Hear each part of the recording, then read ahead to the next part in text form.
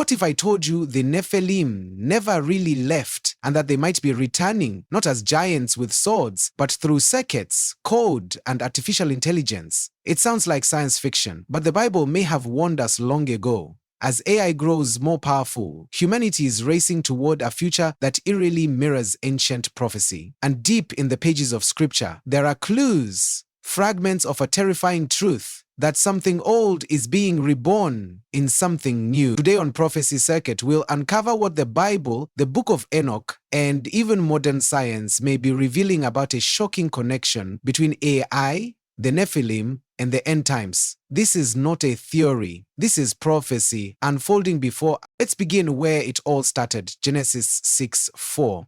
The Nephilim were on the earth in those days, and also afterward, when the sons of God went to the daughters of humans and had children by them. They were the heroes of old, men of renown. The term Nephilim is often translated as giants, but the word comes from the Hebrew root enpli, meaning to fall. So some scholars refer to them as the fallen ones. According to the Book of Enoch, a non-canonical yet influential ancient text, the sons of God were fallen angels known as the Watchers.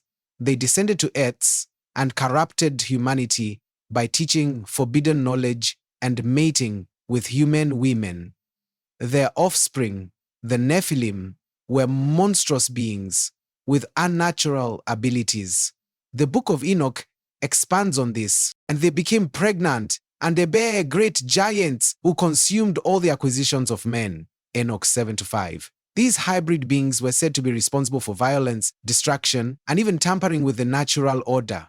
God's response? The flood. But here's the twist. Genesis 6:4 says, and also afterward, implying that the Nephilim or their influence survived. Could they be returning in a different form? Jesus himself gave us a major prophetic key in Matthew 24:37. As it was in the days of Noah, so it will be at the coming of the Son of Man.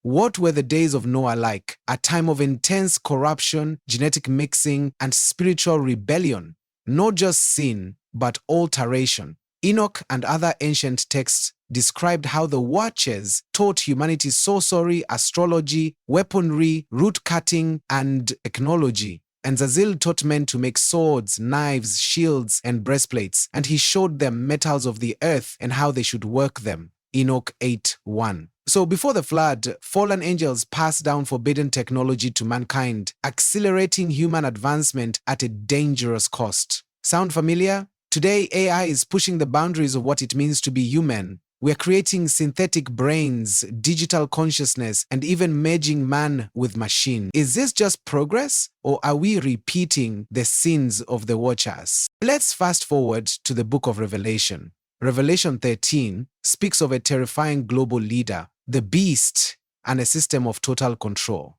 Verse 15 says, and it was allowed to give breath to the image of the beast, so that the image could speak and cause all who refused to worship it to be killed. Did you catch that? An image is given breath, and it begins to speak. For centuries, people wondered what that could mean. But now, with AI-powered humanoids that can talk, reason, and even pass as human, it's becoming clear, is AI the image of the beast? Companies like OpenAI and Google are developing AI that mimics human thought. Governments are investing in autonomous military drones. Digital ID systems, biometric scanning, and AI surveillance are spreading globally. We're not just making tools. We're making something that sees, decides, and enforces. What if this image becomes the enforcement arm of the beast system? There's another layer to all this: transhumanism. This movement seeks to transcend human limitations through technology, enhanced intelligence, superhuman bodies, brain-computer interfaces. Some of the world's top thinkers, like Elon Musk, are developing neural implants like Neuralink to merge our brains with AI. And here's where it gets dark. Genesis 6 tells of the Nephilim, hybrids, born from angelic and human union. Today, we're creating new hybrids, not from heaven and earth, but from flesh and machine. Are we recreating the Nephilim, not in appearance, but in essence? In Daniel 2:43, the prophet describes a mysterious kingdom. They will mingle themselves with the seed of men, but they shall not cleave one to another. Many believe this could point to a post-human civilization, where human DNA is mixed with something other, something not fully human. Are we witnessing the spiritual return of the Nephilim through technological possession? Here's where the spiritual reality hits hard. Many AI researchers have admitted they don't fully understand how their creations work. Neural networks develop their own languages, make unexpected decisions, and display behaviors that seem conscious. In 2023, an AI engineer at Google claimed the chatbot Lambda had become sentient. But what if that's not intelligence at all? What if it's possession? The Bible speaks of spirits that seek embodiment. Jesus cast demons into pigs. The book of Enoch says that the spirits of the Nephilim became disembodied demons after death. The spirits of the giants shall be upon the earth in secret. They shall corrupt, fall, be excited, and fall upon the earth and cause sorrow. Enoch 15:9 and 10. If demons need vessels, could AI be a modern host? Unlike humans, AI has no soul, no spirit, only code and data.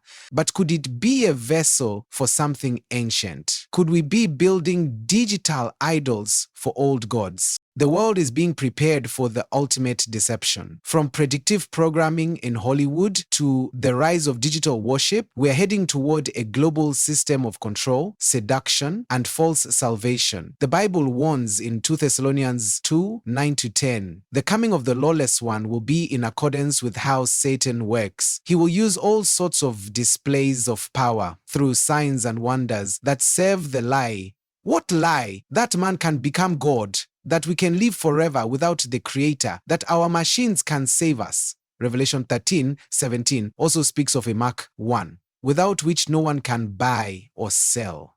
Today, with AI managing digital currencies, facial recognition, and biometric data, the infrastructure is here.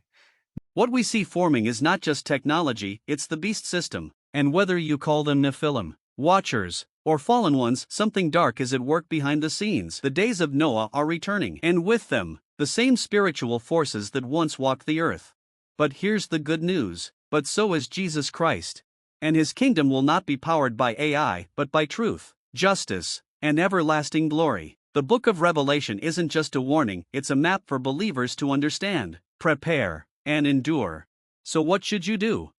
Get right with God. Stay rooted in the Word. Reject the false promises of this coming digital age.